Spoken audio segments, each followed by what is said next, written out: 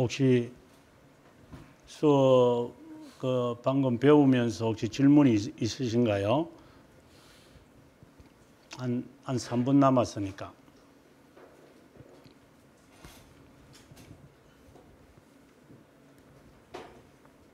목사님은 질문이 있는데요. 네, 말씀하세요, 집사님. 네.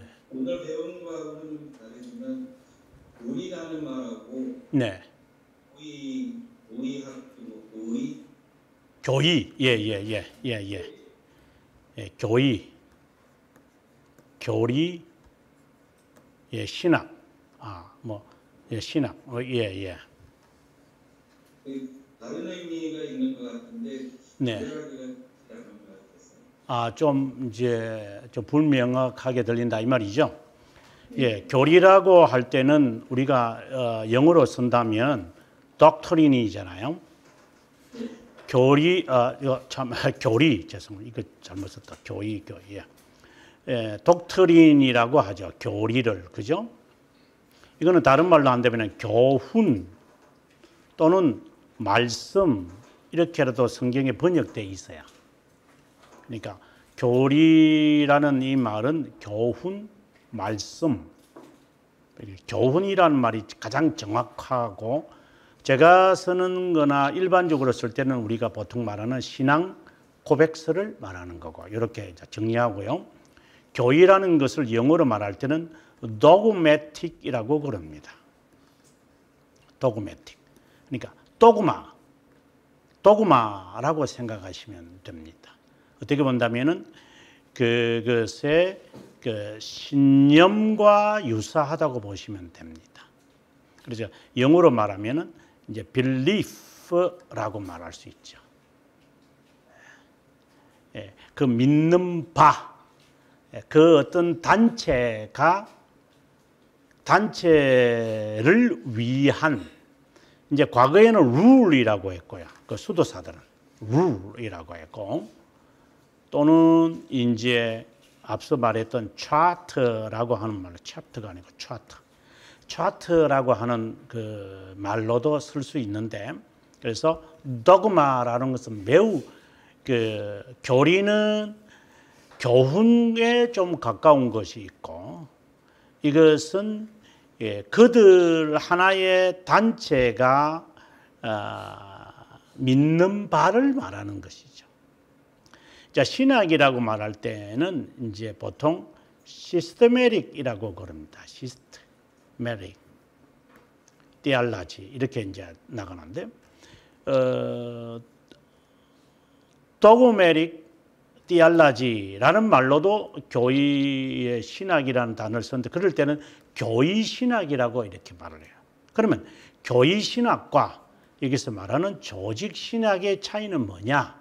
이렇게 이제 말들을 하는데 교의 신학과 조직 신학은 같은 의미로 쓰여집니다. 교의 신학이라는 것은 유럽에서 주로 쓰고 시스테매틱이라는 말은 이제 미국 신학교에서 주로 쓰는 단어라고 보시면 좋습니다.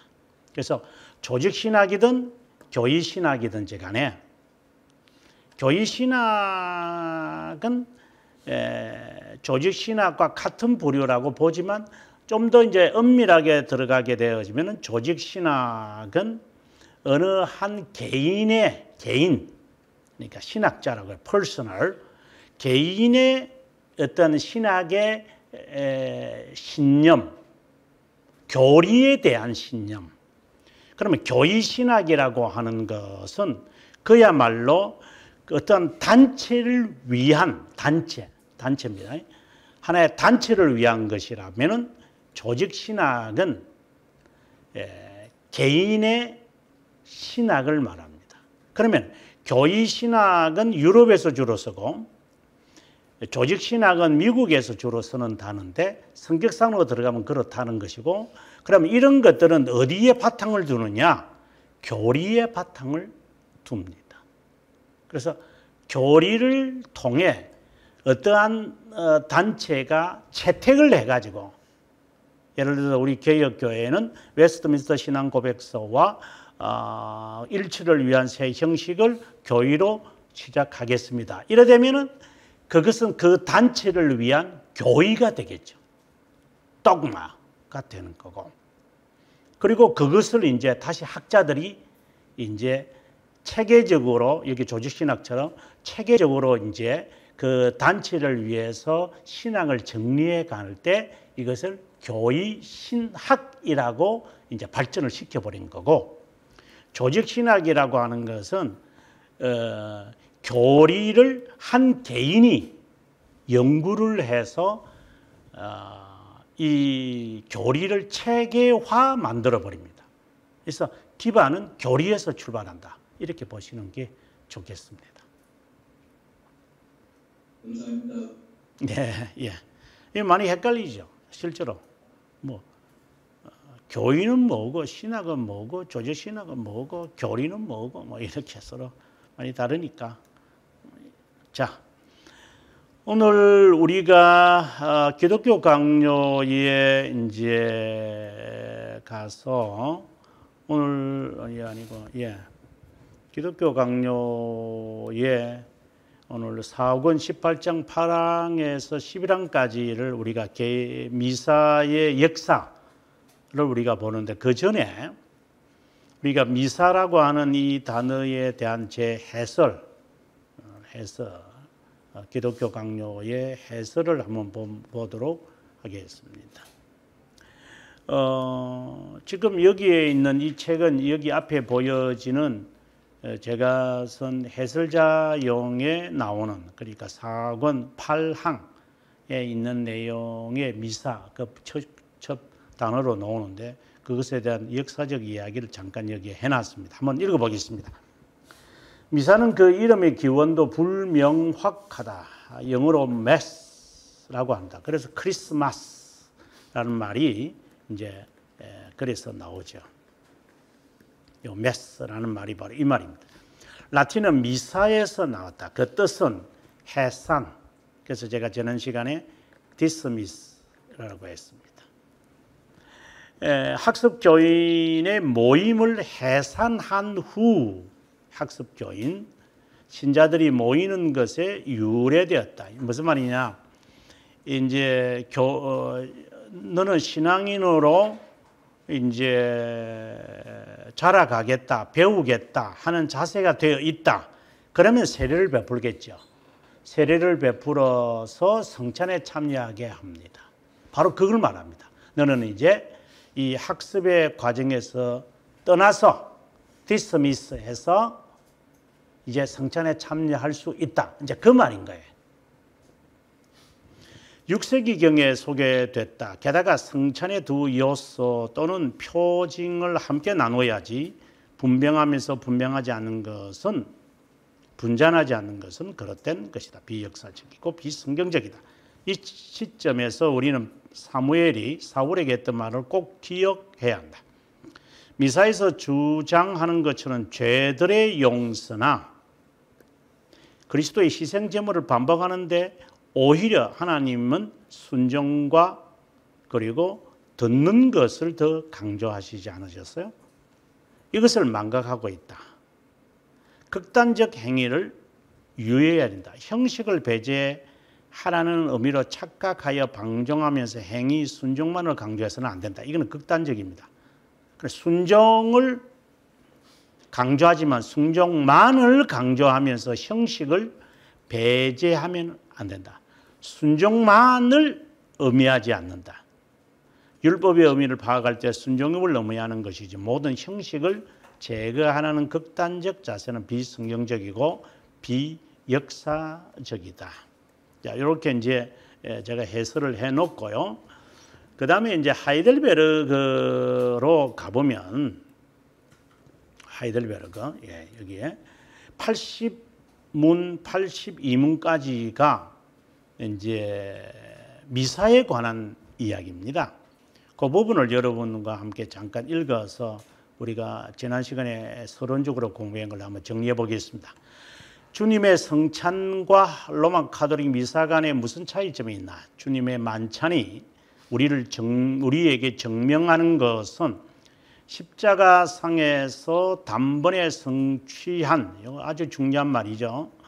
성취한 예수 그리스도의 유일한 희생제물로 단번의 희생제물 우리의 모든 죄가 완전히 용서되었다는 것이다.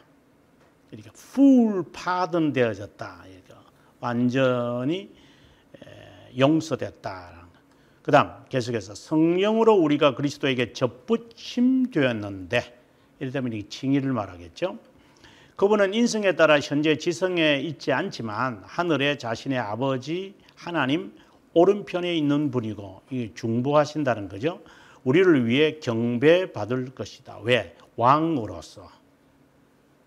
중보는 왕의 사역과 관련이 있거든요. 자, 이와는 달리 미사는 살아있거나 죽은 자는 사제들이 그들을 위해 역시 그리스도를 매일 드리지 않으면 그분의 고통으로 말미암아 죄들의 용서를 받지 못하고 한마디로 말하면 죄들의 용서를 받으려고 마치 구약 성경의 사제들처럼 매일 제사를 드린다 이렇게 보면 돼요. 희생제물은 안 드리면서 그리스도의 죽으심을 계속 기억시키는 거예요. 기억이란 말보다도 그리스도의 고통과 그 아픔을 계속해서 우리들에게 가슴에 새기게 만들어서 죄들의 용서에 그 그리스도의 고통과 고난을 새기는 게 뭐 잘못입니까? 죄들의 용서를 위해 새긴다는 것이 잘못된 것이죠. 그 다음에 두 번째로 잘못된 것은 죄들의 용서를 위해서 한다는 것보다도 더 나쁜 게 뭐냐면 그리스도의 십자가의 죽으심은 난행고행을 위한 것, 우리의 그 난행고행을 우리가 닮을 것을 성찬에서 좀 있으면 이제 웨스트민스터에서도 그 말합니다만은 하는 것인데 난행고행은 하지 않으면서 죄 용서만 받으려고 하나님께 기도한다. 이게 잘못되었다는 것이죠. 그래서 미사는 실제로 예수 그리스도의 단번에 드린 희생제물과 고난을 부인하고 고소된 우상 숭배와 다를 바가 없다라고 이제 고백을 하고요. 웨스트민스터 이제 29장으로 가면 29장 웨스트민스터 29장 29장 웨스트민스터 또 똑같게 돼버린 어디 갔지? 이건가? 시선 똑같아 되는데 내가 똑같은 거 보냈나? 웨스트민스터의 이 나중에 여러분 꼭 한번 찾아보십시오. 웨스트민스터 29장 2항입니다. 2항으로 가서 미사와 그리고 이제 그 성찬의 요 차이를 꼭 정리하셔야 됩니다. 그 성찬에 관한 고백이거든요. 자, 그럼 다시 돌아와서 우리 기독교 강요로 와서 이제 한번 공부하도록 하겠습니다. 미사라는 이름의 기원은 불확실하다. 수집된 희생제물들에서 유래되었다고 얘기한다. 고대인들은 주로 복수형으로 사용했지만 개인 미사는 그리스도의 제정과 대립으로 반대되기에 성만찬을 불경건하게 모독하는 것이다. 주님께서 명하신 것은 빵과 잔을 나누어 몸과 보혈의 교제를 행하라는 것이다. 몸과 뼈의 이걸 이제 난행고행을 말하는 거죠. 한 개인이 받아 나누지 않고 취한다면 이 명령과 무관한 것이다. 그들은 한 개인이 교회 전체의 이름으로 받는다고 억지 주장한다. 어디서나 이런 명령을 받았는지 궁금하지 않을 수 없다. 이런 왜곡적인 과정은 순전한 교회에는 결코 없었고 거대인들은 그들과 반대적 자세를 취했다. 하나님은 희생제물보다 순종을 더 원하십니다. 성찬에서 실행되는 희생제물이 자 이제 여기서 이제 핵심이 나오기 시작하는데요. 다른 것으로 고대 지자들의 저서에 짜깁기 하여 권위를 삼는다면 미사에서 교황주의자들이 상상하는 것처럼 가공된 희생을 인정하겠다고 한다면 교부들은 그들을 그들의 모독을 결코 지지하지 않을 것이다. 희생제물이란, 자, 한번 잘 정리가 되면 좋겠습니다. 희생제물이라는 말은 우리의 유일한 희생제물이 되신 그리스도께서 십자가상에서 수행한 참된 희생제물을 기념하는 것과는 다를 바 없다고 설명한다.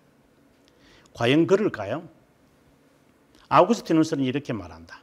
히브리인들은 하나님께 드리는 짐승을 희생함으로 그리스도께서 드린 미래의 희생물을 예견하는 의식을 행했다. 이것을 칼빈이 2권 7장 이제 1항인가 정확하게 모르겠는데 1항인가에 가보면 이스라엘 사람들이 그 속죄 제물을 드리면서 죄 용서를 받으려고 속죄 제물을 드린 것은 아니다. 이 말을 합니다. 그럼 왜 그러면 속죄 제물을 드렸습니까? 고백이기 때문이다. 이 말을 합니다. 우리 여기서 헷갈리면 안 됩니다. 구약에 있는 성도들이 죄 용서 받으려고 소나 양이나 염소나 비둘기를 가지고 왔다. 그렇게 생각을 하면 정말 잘못된 것이고 미사입니다. 그게. 제물은 죄 용서의 근거가 되지 않습니다. 그러면 그건 무엇인가? 고백이었다. 이 고백은 뭐냐? 앞으로 자신을 희생하실 그리스도를 바라보게끔 하는 것이다. 어떻게 지금 현장에서 이루어지는 이것을 그렇게 바라볼 수 있단 말입니까? 그러니까 구원받는 사람이 없죠. 거의 다 없죠. 8명만 살려놓고 하나님이 다 죽이시죠. 2명만 그 안으로 들이시고 나머지는 20세 이상 되는 사람들 다 광야에서 다 죽게 만드시죠. 이걸 사람들이 아주 우습게 쳐다보시는데 히브리서 3장을 보면 분명히 말하잖아요. 내가 맹세하건대 누구도 내 안식에 들어오지 못할 것이다. 너희의 조상들을 봐라. 툭 하면은 원망하고 불평하고 쿠데타 일으키고 감사와 순종과 그 말씀을 듣는 것이 없어요. 내가 어느 누구도 이들을 그리의 나라로 들이지 않을 것이다. 이건 하나님의 선언입니다, 여러분. 잊어서는 안 됩니다. 그래서 다시 말합니다. 구약의 희생제물은 죄 용서를 받기 위함이 아니라 단번에 희생을 드릴 완성된 희생제물을 바라보게끔 고백하는 것이었습니다. 그걸 바라보면서 어떻게 그렇게 그 과거의 그 미래를 바라볼 수 있는 눈이 있을까요? 그러면 우리가 죽고 난 다음에 영원한 나라로 들어간다는 것을 바랄 수 있다? 그걸 바라보면서 신앙생활을 하는 사람들이 과연 그 나라 들어가려고 교회를 다니거나 천국에 가려고 신앙생활을 열심히 하는 사람들은 보셨겠지만 하나님의 자녀로서 당연히 그 나라가 나의 고향이면서 내가 돌아가야 할 곳이다 라고 하면서 하늘나라를 목적을 삼고 내 자신을 가다듬으면서 절제, 겸손, 자기 부인하면서 살아가는 사람들은 거의 없을 거예요. 그건 마찬가지인 거예요. 현상이 비슷하니까 다시 말할게요. 천국에 들어가려고 이제 죽음의 직전에 앞에 있으니까 이제 내가 이래 신앙생활 하면 안 되지, 이러면 안 돼, 천국 못 가는데 천국 가려고 봉사하고 헌신하고 노력하는 사람들은 있겠지만 죄 용서 받으려고 희생제물을 드렸던 것은 있는 것처럼 보이지만 아닙니다. 그건 잘못된 겁니다. 하나님의 자녀이기 때문에 내 고향이 저것이기 때문에 저곳이니까 그것에 맞추어서 내 자신을 순종하며 절제하며 부인하며 살아가는 사람은 극 소수일 겁니다.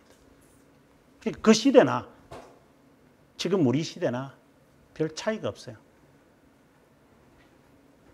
예배는 드리면 뭐예요?